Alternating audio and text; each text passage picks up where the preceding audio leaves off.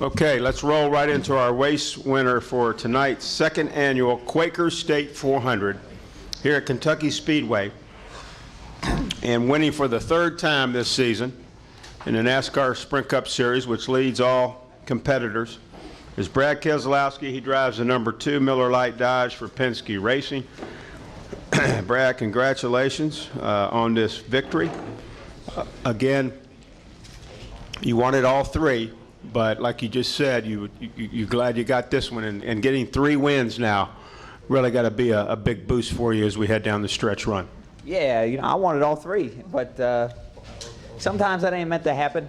But I was proud of the effort we put in all week long and the heat with all 3 teams, Truck Series team, Nationwide team, 2nd, 7th, and a 1st. Ain't bad at all. Who would have figured my best finish would have came in the hardest race? But that just shows the importance of teamwork and the group of guys that I have on this Miller Lite Dodge that are they're badasses. There they are. They're just badasses, man. I'll tell you what. They've put together a backup car from last year in the 100-degree heat in an hour's time, got it on the race, not even an hour, I think it was like 40 minutes. I wish I had a stopwatch for that. Got it on the racetrack and got to run our laps for practice to make the adjustments we needed to be fast today. And that's what badasses do. And that's what got us to victory lane today, and I'm proud of these guys for it, man. I'm proud of them. Damn proud of them. So I think that sums it up. Couldn't have said it any better. Crew Chief Paul Wolfe is here. Paul, congratulations. Brad was just commenting on how big of a badass you are, man. I don't know. All I heard was Bad Brad was back this weekend, so I don't know if that's good or bad. We'll take him. Well, I called you a badass, and if I'm bad, that makes us all bad. Okay. But maybe talk about some of the things you all had to overcome this weekend, obviously, and then maybe some of the things that you had to do to the race car to get it where it was racing so well here tonight, and then also the fact you got 3 wins now. That leads all Sprint Cup Series drivers. We've got 9 races to go now before we go to Richmond. Teams, man, teams. We're a team. I know you are, but okay. But anyhow, talk about these things and what you were able to accomplish tonight. Well, it was probably the toughest weekend as a team that we've ever had up to this point. Not only did we have, obviously the really high temperatures and but having trouble the first lap on the racetrack always sets you back. And one thing about all the guys on the Miller Lite team is it seems like we're able to find another level to work when it comes to adversity. And I think you see that with the driver as well as you look back to last summer when Bad Brad had a broken foot, and we were able to take that. And I don't know if he thrives off of that or what, but it seems like when some people might think we're down and out, we're able to find a whole nother level to compete and find ourselves in victory lane. So just says a lot about everybody on the team, and some of the things we do back at Penske Racing, the processes we go through to build our cars, and knowing that when we bring out a backup car,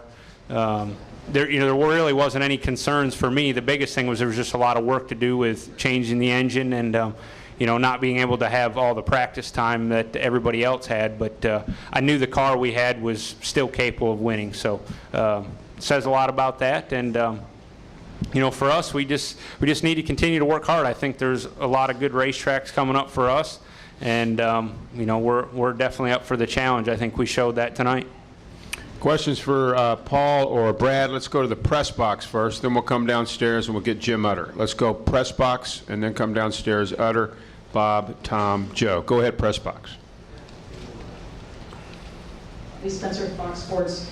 Paul, you said that this was the hardest, I guess it was the hardest we had to work yet, and we did a great job. I mean, can you just talk about the resolve of your team and the heart that your driver has? Because he accepted responsibility for what happened on the track, and he was in there working furiously with you, and isn't that what makes a team? Oh, absolutely. And, there were some choices we could have made and some things we could have done that maybe would have been a little easier on everybody as far as, changing the engine. We didn't have to do that. We did it because we knew if we did that, that was directionally, that was going to make our race car better. And there's no one on the team that would ever question, anything we want to do or changes we want to make, they all just seem to work hard. And like I said, there was points on the day Friday where some of the guys looked like they were about ready to flap out. But nobody checked up. We continued to work hard. We were able to get our car in the inspection line in time to get our qualifying spot, which allowed us to start where we were versus starting in the back of the field. Questions, press box, go ahead. Spencer with the NASCAR Wire Service. For both of you guys, congratulations. Brad, you said after the race that there's no looking back at this point, that all you need to do is look ahead. Does looking ahead mean going all out for wins in the next 9 races, or does it mean maybe being a bit more conservative to make sure you're in the top 10 and you can use all those bonus points? Well, I think looking ahead means trying to make sure we just stay in the top 10. And I think y'all got the points backwards. You look at who's leading with most points earned. That don't mean anything. The only thing that means anything is where it's going to restart when the chase is going, when it starts. And that's going to be based off of who's in the top 10 and who's got the most wins. That's the only thing that matters. And that's where my heart's at. And that's what I want. I want to be the guy with the most wins and inside the top 10. And I want to look forward into making sure that we stay inside the top 10 and hopefully can climb up a few more spots to be safe. But the wins and being in the top 10, that's all that matters. Go ahead, press box. Hi, Kevin Keller from the Cincinnati Enquirer. This is for Paul or Brad. Made your last pit stop on lap, you had 59 laps left before the rest of the race. But how were you able to stretch your fuel that long? Were there any things that you did in the car to make it last that long? Go ahead, Paul. All right. I feel like talking tonight.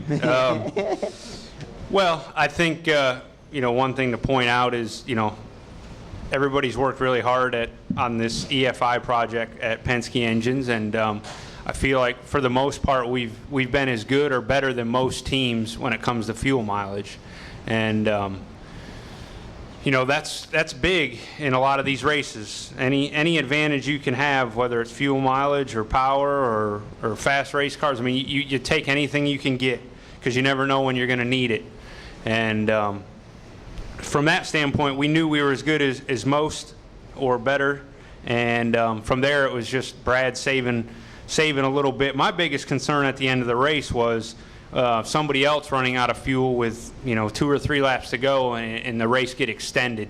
So from that standpoint, that was where we were saving our fuel for.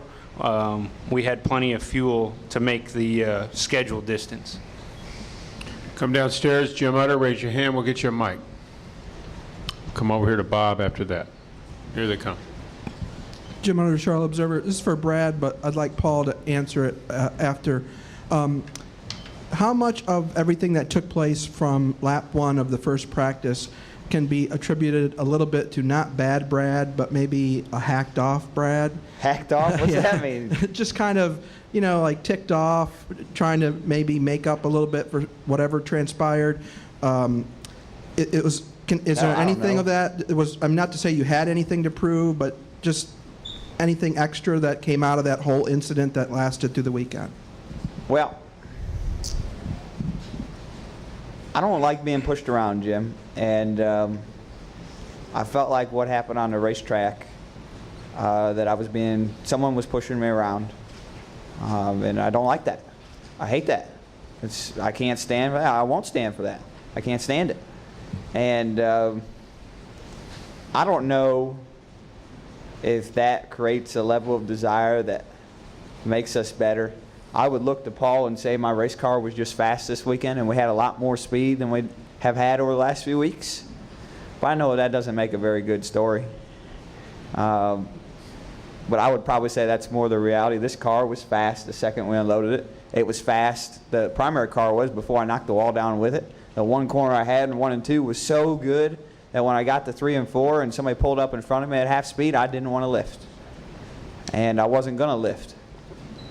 So I think that's as big a part as anything else. And then from there, certainly there's always that little bit extra you get when you're fired up. A lot of people would say that's a bad thing in a race car. That adrenaline's the worst thing that can happen to you because you don't focus as well. Well, maybe it's not. I don't know. I ain't the one to answer that. But I do like the result. And whatever I got to do to get them, I'll get them. But I'm not going to be pushed around, and that's one code that I'm going to continue to live by. And that's how I felt like it shaped out at the beginning. And for whatever reason, it worked out the way it did at the end, and I'm not sure why.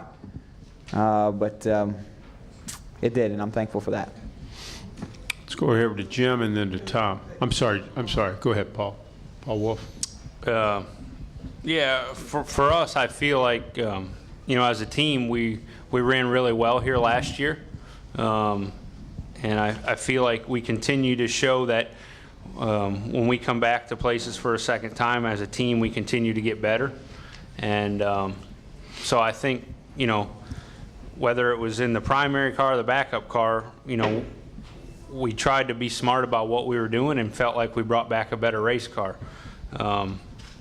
Maybe it's human nature that, when you're ticked off or whatever, you're able to find another level. And you definitely look at that sometimes. And there's definitely a lot of instances where I've seen Brad be able to find speed in the race car when he is ticked off. So whether he knows he's doing it or not, it just seems like it happens. So, but overall, I feel like we had a good race car, whether it was the primary or the backup, and we're definitely did a great job executing in the race tonight.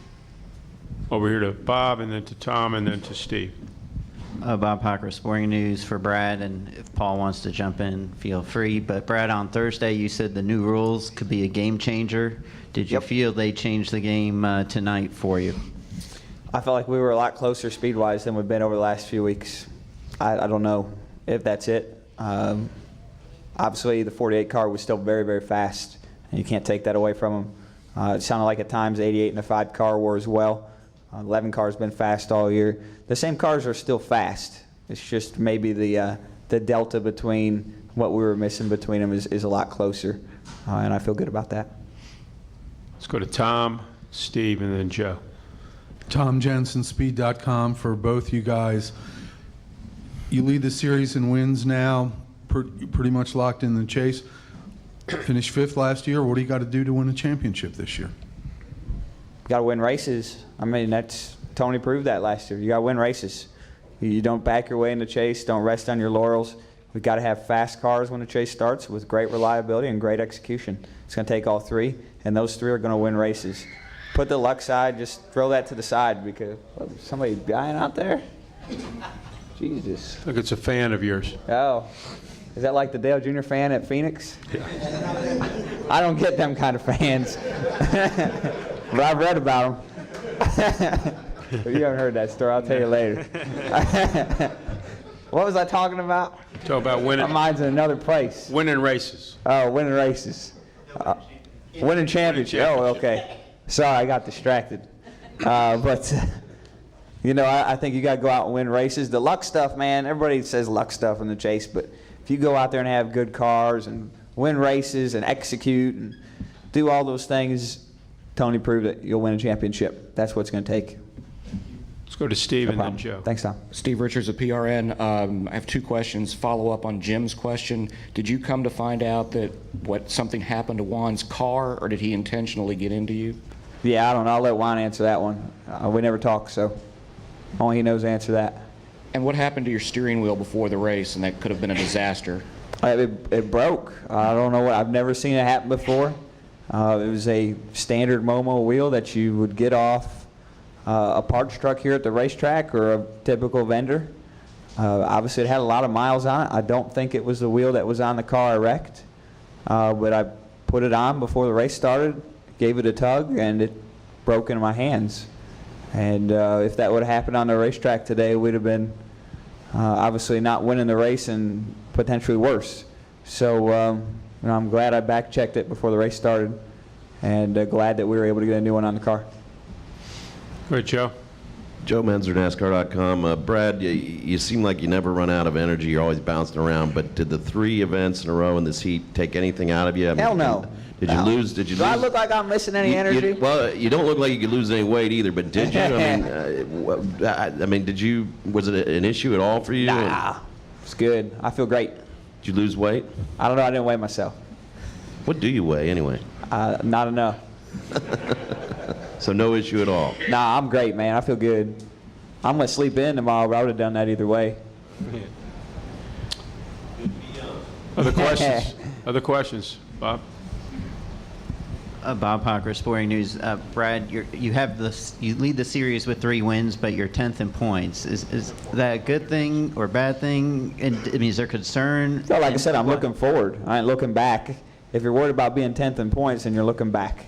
And so why are you 10th in points when you lead the We're series? 10th in points because we had the reliability issues earlier in the year. You take out our 2 reliability issues, or 3. Was it 2 or 3? I can't remember what it was. If you remove those, and we're a legitimate top 5 team. And that's the way it's been all season long. So, we just got to remove those. Look at Kyle Busch. Kyle Busch is not a, was it 14th or 15th place? They're not a 14th or 15th place team, but they had 3 races where they blew up. And the penalty for those races is, catastrophic.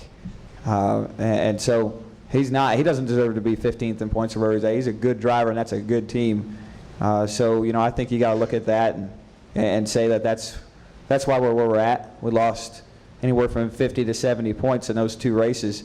Give us those points back, and we're 20 out of the lead at best, and maybe 30 or 40 at worst. So, I feel like we're a good team, and we just had those issues. We can't have them in the chase. We had them at the early season. We've moved on, and we're looking forward. Fox Sports. Okay. Go ahead, press box. Jeff Yep. Nickerson followed you in the trailer the other day. Did he give you an explanation that you felt was satisfactory as to what happened on the track? And have you talked to him where you hadn't cleared that up? No, I haven't talked to him. I tried to, and he didn't want to talk, so we moved on. And, Jeff said what he wanted to say to me, and I'll leave that between me and him. Let's go over here, far left. Brad, Adam Niemeyer with Fox in Cincinnati. I see you checking your phone. How many tweets are you getting and text messages? I couldn't keep up, man. Y'all asking so many questions, I can't look down. A few. Do you want to look for me? I'll leave it up to you. Well, it's good. I like it a lot. I like how the fans engage us back. I mean, hell, that's what y'all are. You're the voice of the fans, right? Sometimes I got the way to go direct to them. I like to do both. So I think that's fun. Any other questions for Brad or Paul? I think we're clear upstairs. Congratulations, Brad. Thank you very on much. a Appreciate it, guys. Win here tonight. Paul, congratulations. Let's go take some more pictures. See you at Daytona.